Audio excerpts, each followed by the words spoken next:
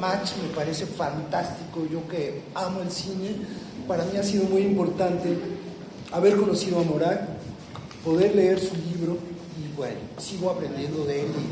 Y Morak, pues bienvenido y te damos la palabra ahora.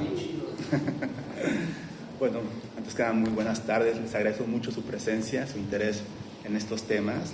Muchas gracias por las palabras de los amigos y colegas, José Miguel Rueda y Ayusara. Pues es la segunda vez que estamos aquí presentando un libro. Fue en el 2016 creo que, ¿no? O 17, fue en el 17 que presentamos el libro de Letras entre el psicoanálisis y el arte, ahí en el Palacio de Corte. Entonces siempre ha sido como que el tema, uno de mis campos de investigación ha sido la relación que tiene exactamente el psicoanálisis con el arte, con la obra, ¿no? Y ahora fue pues este tema del cine, ¿no? Y siempre me gusta aclarar que, bueno, hay libros que son dirigidos para cierta audiencia, ¿no? Y en un principio fue escrito para, digamos, los psicoanalistas o la gente que está interesada en la psicología, en los temas de los malestares contemporáneos, etcétera, ¿no? Y quizás hay un cinéfilo que quiera expandir, digamos, su campo de conocimientos, de registros teóricos, le puede servir bastante, ¿no? Aunque me gusta siempre mencionar que no es una posición de saber sobre las películas, ¿no? De que ponemos nuestros elementos teóricos para adaptarlos a las películas, sino más bien qué es lo que nos enseña el cine, y sobre todo el cine contemporáneo, sobre exactamente el malestar, ¿no? Y en lo que es el tema de la violencia. Hay violencia, como bien lo marcaba José Miguel. Yo utilizo la palabra la violencia de una manera genérica, pero hay violencias, ¿no? Y en cierta manera el cine es pues un dispositivo, un elemento que nos sirve para aproximarnos a estos nuevos tipos de violencia que estamos atravesando hoy en día, ¿no? Si quieres pasamos en la presentación para que vean lo que es la estructura exactamente del libro. Que bueno, tenemos la exclusiva, porque prácticamente está saliendo de imprenta, que en esta nueva edición, que es la corregida aumentada, la segunda edición, pues exactamente Ayusara me hizo el gran honor de prologar el texto. Entonces viene exactamente el prólogo y aquí vienen las películas. Ahí está, si no se pueden ver atrás, las voy nombrando. Y lo que contiene aparte como agregado este texto es un nuevo ensayo que tiene que ver con todo el cine de horror. Ahorita voy a aproximarme a eso, pero bueno, son películas que tienen que ver con temas muy contemporáneos, por ejemplo, la violencia que hay en las redes sociales digitales, en las tecnologías, ¿no? En lo que es un síntoma contemporáneo, que es esta soledad de, digamos, los consumidores de este eros digital en las redes sociales, en las aplicaciones, por ejemplo, en la película de Her, o lo que mencionaba exactamente, usar estas normopatías, estas adicciones, que podemos ver en películas como Trainspotting, que marcan exactamente un momento generacional de lo que es la época exactamente de la sustancia, ¿no? Y en ese sentido también fue un ejercicio placentero escribir este libro, porque quizá les ha pasado que han visto una película no una, sino 2 o 3 veces, ¿no? La vieron en un momento dado, en una edad, la vuelven a ver en otro momento, y es otra película la que ven, es otro comentario, ¿no? No es lo mismo cuando yo vi, por ejemplo, Trainspotting en una sala de cine, y recuerdo muy bien la sala de cine, es una sala que ya no está, ya no existe en la Ciudad de México, por ejemplo, ahora que la tuve que ver para preparar exactamente, por ejemplo, una clase, ¿no? Porque muchas de estas películas que se comentan en este libro son parte de un diplomado que hemos estado llevando a cabo en la Universidad de Londres, precisamente de disertaciones psicoanalíticas sobre cine, y en este caso fue toda la temática de la violencia. O, por ejemplo, también recuerdo la primera vez que vi y que casi me metieron clandestinamente mis padres a ver Luna Amarga de Polanski. Fue de una manera clandestina, y para mí el efecto primero que me dio ver esa película es, de eso se trata el amor. A eso nos lleva. Pues tenía como unos 11 o 12.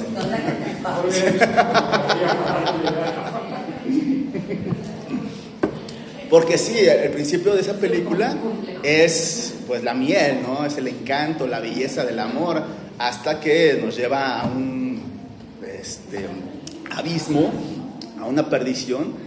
Y lo que pueden encontrar precisamente en el libro es que en cada película hay un comentario, una elaboración al respecto. Precisamente La Luna Amarga hablo de un neologismo que inventa Lacan para, digamos, expandir más la experiencia amorosa, y él lo llama enamoramiento, que es odio-amoramiento. Es decir, no podemos separar el odio del amor. Para él están como una banda de Mobius, están interpenetrados el amor y el odio. Solamente que a veces vivimos más de un lado que del otro, pero en cualquier momento el amor nos puede llevar al odio, a la locura, a la muerte, a todo eso que vemos en la clínica, que tiene que ver a veces con el suicidio, con las conductas de riesgo, etc. Entonces, fue una experiencia de volver a resignificar esos momentos de ver películas en una sala cinematográfica, ahora que las vemos en nuestros dispositivos, en, digamos, estos servicios de streaming, para, digamos, hacer luego un análisis.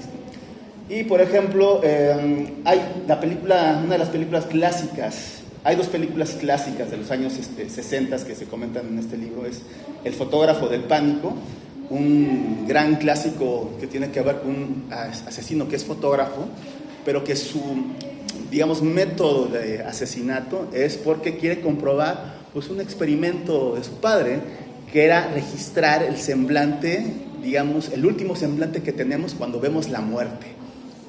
Él se obsesiona con eso y por eso parte de su modus operandi es filmar a sus víctimas. Eso, pues, toca uno de los temas del psicoanálisis que tiene que ver con la pulsión, con el objeto A, que es este empuje a mirar, ¿no? Que finalmente la mirada nos estructura, la mirada del otro nos da en cierta manera una marca y determina muchas de nuestras condiciones como sujeto. Y la otra es la de ¿Qué fue Baby Jane? También una película clásica que se cuenta en 3 momentos de la historia de 2 hermanas, que, digamos, una Baby Jane es, pues, digamos, una niña estrella, como lo vemos hoy en día con los niños que se hacen súper famosos, y pues de ahí come la familia. Pero en un momento dado llega una desgracia que queda de una manera oculta de por qué se accidenta y queda, digamos, al servicio de su hermano, ¿no? Y eso es una película que nos sirve precisamente para entrar al tema de las violencias transgeneracionales. Cómo hay de generación en generación un significante que se va heredando, que se va transmitiendo y que en un momento dado explota en una dinámica entre hermanas, entre madre y hija, entre hijo y padre, etc. Y ya más contemporáneo, por ejemplo, es la de Neon Demon.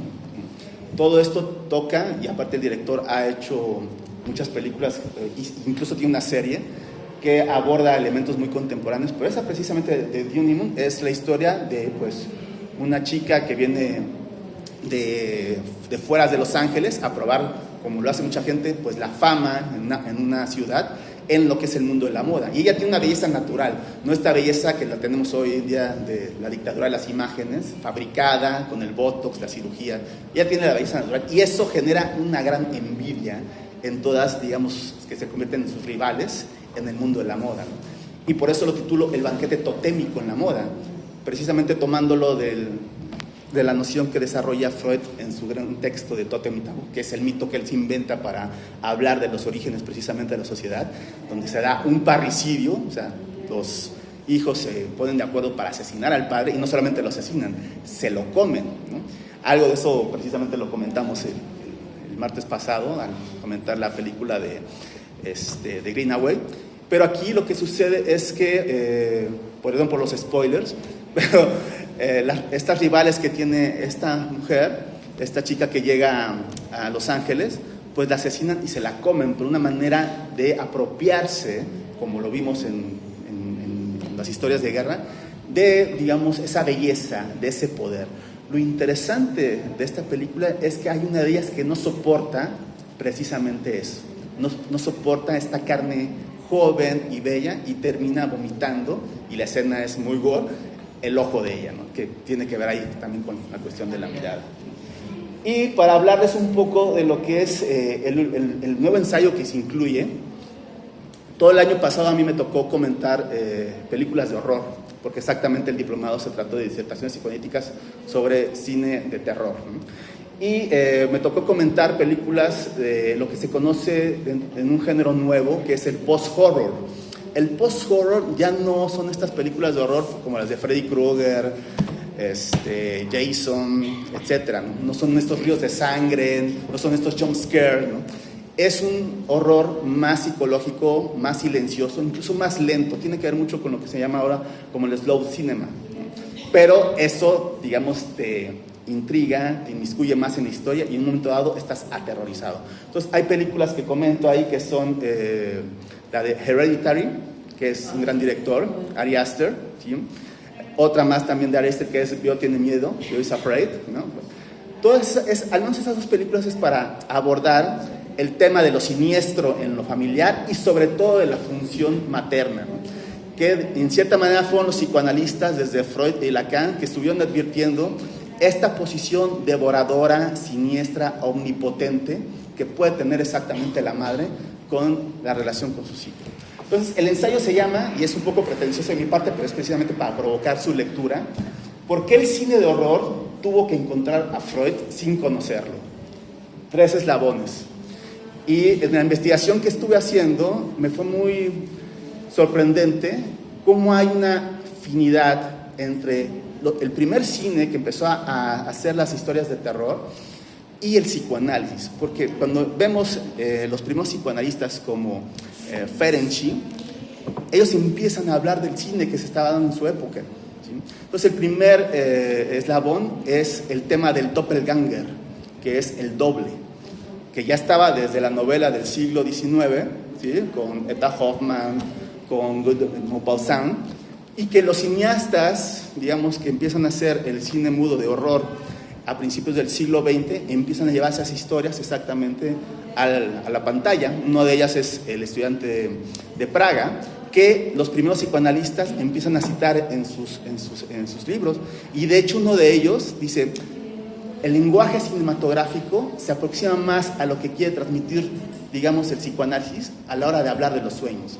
Parece que el lenguaje cinematográfico tiene más elementos que, por ejemplo, el teatro, la música o la poesía, para llevarnos a este mundo onírico, ¿no? Y de hecho, recuerden que se llamó un estudio DreamWorks, ¿no? Esta fábrica de sueños. Entonces, ahí es un primer eslabón, ¿no? Lo que sería el segundo eslabón es cuando ya, digamos, elementos del psicoanálisis se empiezan a introducir a, digamos, la producción cinematográfica, ¿no? Cuando se empiezan a abordar temas de lo familiar, de lo siniestro. Por ejemplo, la película que fue el parteaguas para un nuevo cine de horror fue El Exorcista, que igual hay generaciones aquí que vieron esa película en salas de cine, y era, al menos lo que me contaban mis papás, es que la gente salía corriendo de las salas de cine. Era insoportable ver esa película en su momento dado. Ese es un segundo eslabón en cuando el cine de horror empieza a introducirse a las temáticas familiares, ¿no? Y el tercero tiene que ver con esto que les mencionaba, que es el post-horror, donde ya hay una profundización en los temas, por ejemplo, del trauma familiar, de la omnipotencia materna y sobre todo esta violencia que ejerce la madre hacia las generaciones o hacia sus hijos, ¿no? Que podemos ver en las películas de Hereditary, de Ari Aster, de Babadook, que también es una película que comento ahí, donde es más el tema del rechazo de la madre hacia un hijo, ¿no? Y Yo is afraid, ¿no? Entonces, era como una página ausente que me habían reprochado en otras ocasiones que presentamos el libro, de por qué no había hablado del cine de horror, si estoy abordando el tema de la violencia. Pues parecería que es un paralelismo ahí, hablar de violencia y cine de horror. Entonces, en esta nueva edición, pues se introdujo este ensayo para dar una lectura del tema del cine de horror, pero desde elementos que para los psicoanalistas nos han interesado mucho, que es pues lo transgeneracional, la figura materna, etc., ¿no? Entonces, bueno, yo les agradezco mucho las palabras, su lectura. En cierta manera, ese es un objetivo a la hora de escribir un libro, ¿no? La recepción, la interlocución y los comentarios que puedan surgir al respecto.